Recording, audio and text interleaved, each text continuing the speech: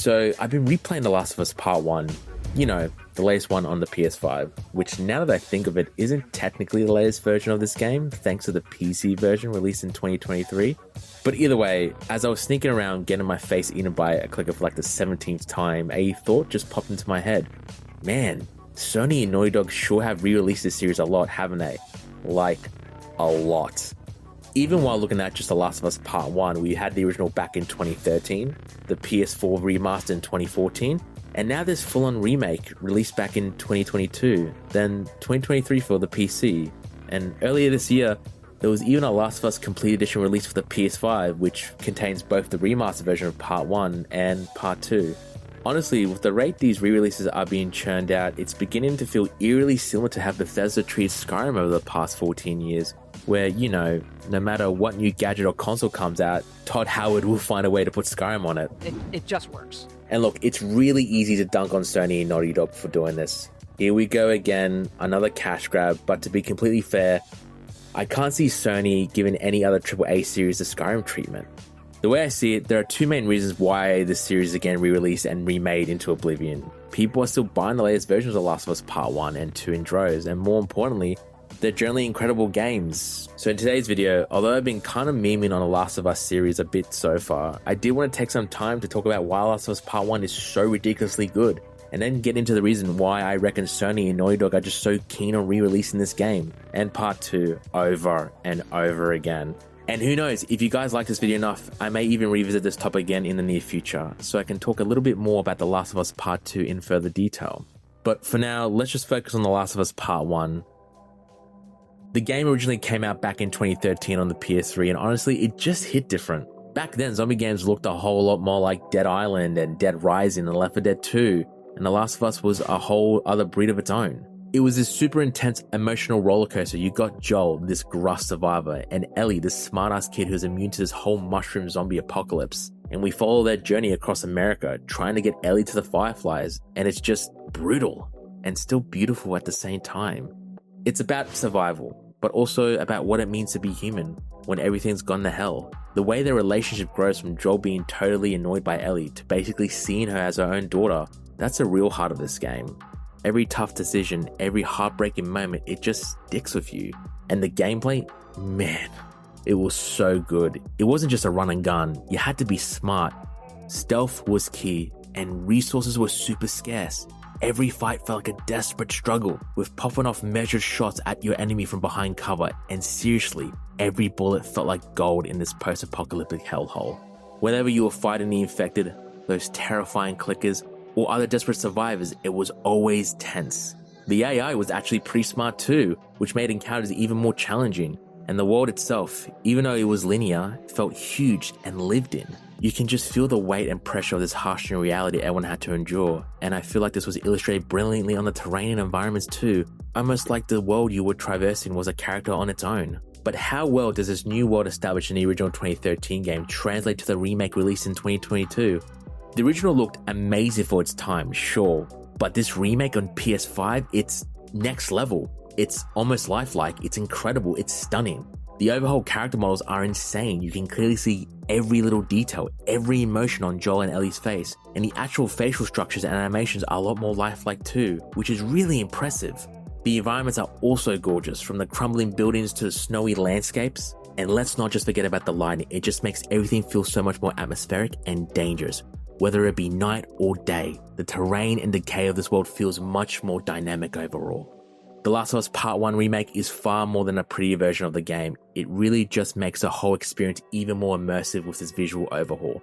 Plus, they tweak some of the gameplay elements too, with adding more accessibility options, which is always a win in my book. It just refines what was already an almost perfect game. So yeah, when you have a game series as good and as impactful as The Last of Us, or more specifically in this case of this video, The Last of Us Part 1, it kind of makes sense that they want to keep it around on modern hardware.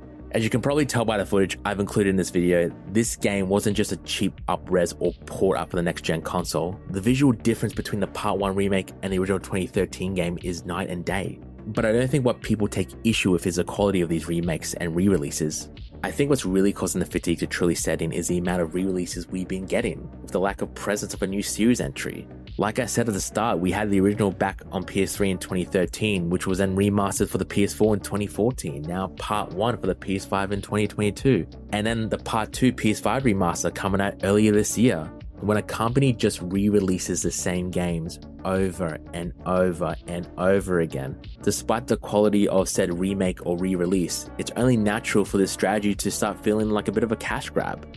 I kind of mentioned Skyrim in passing before, but let's actually take a quick look into what Bethesda did here as an example, because if Sony and Naughty Dog aren't careful, they very well might end up finding themselves in a similar position, one where their fanbase begins to lose faith in the developer's ability to deliver a new product. So as the title of this video suggests, I'm kind of making a playful jab at The Last of Us being Naughty Dog's Skyrim, but if I'm being honest, it's not exactly an unfair comparison to make. Like man, for the longest time, I felt like Skyrim has been everywhere. It came out in 2011, and since then it's almost like Bethesda has re-released it on every single piece of tech known to man. The original, Legendary Edition, Special Edition, Switch, VR, Anniversary Edition, the list just goes on and on. At this point, it's kind of become a meme no matter what. Skyrim will always find a way onto your console, and for a long time, people have attributed that Bethesda just keep re-releasing Skyrim because they're just taking their sweet time with making other games like Fallout 76 or Starfield rather than the Elder Scrolls 6. But seriously, Todd, where is it? Where is the Elder Scrolls 6? I need it! A growing sentiment that I've begun to notice online towards Bethesda and their games is that they're not the same pioneers they have once defined the RPG genre, with games like Fallout 3, Morrowind, Oblivion, and of course Skyrim. Over the past decade, Bethesda has released games like Fallout 4, 76, and Starfield, all to varying degrees of reception but typically range between mixed and poor. I think this stumble has really thrown Bethesda for a loop. They all went in with Starfield and we all know how that game turned out, and before Starfield, Bethesda was scrambling to earn back the trust of their core audience with the disappointing release of Fallout 76. And throughout all of these hurdles, the one thing Bethesda has managed to remain consistent with is its Skyrim's remasters and re-releases, which has been seen a whopping 8 different versions or ports, and that's not even including the 2011 version of the original game. With this track record and steady stream of re-released games, you really can't blame fans from the Elder Scrolls series for losing faith in the next series entry, and overall feeling a little fatigued. Now, The Last of Us isn't quite at Skyrim levels of re-release madness, but it's slowly getting there. And I think the reason Sony keeps pushing it is kind of similar to Bethesda, but also a little different too. With Skyrim, it feels like Bethesda knows they have this cash cow that people will keep buying, and it keeps the lights on while they work on the next big thing. It's a reliable earner while they keep trying to restore the customer faith in the Fallout and Elder Scrolls series. But as for The Last of Us, I think this is less about stalling for a new game and more about showcasing a masterpiece while giving it a fresh coat of paint for the latest console hardware. Sony wants to show off what their consoles can do, and The Last of Us is a perfect example of top-tier storytelling and graphics. Plus, with Sony working with HBO to release The Last of Us TV show over the past couple of years, it's probably a smart move to release the best possible version of 2 widely beloved games, right? Especially if you're trying to entice new fans of the series. It's about keeping this incredible story relevant and accessible to as many people as possible. But with that being said, if Naughty Dog and Sony aren't careful, there's a really good chance that this similar feeling of fatigue people have experienced with Bethesda and Skyrim will begin to set in with The Last of Us, especially if they continue to re-release these games. Personally, I really hope that Neil Druckmann, Naughty Dog, and Sony will prioritize either developing new games or new series entries in the near future.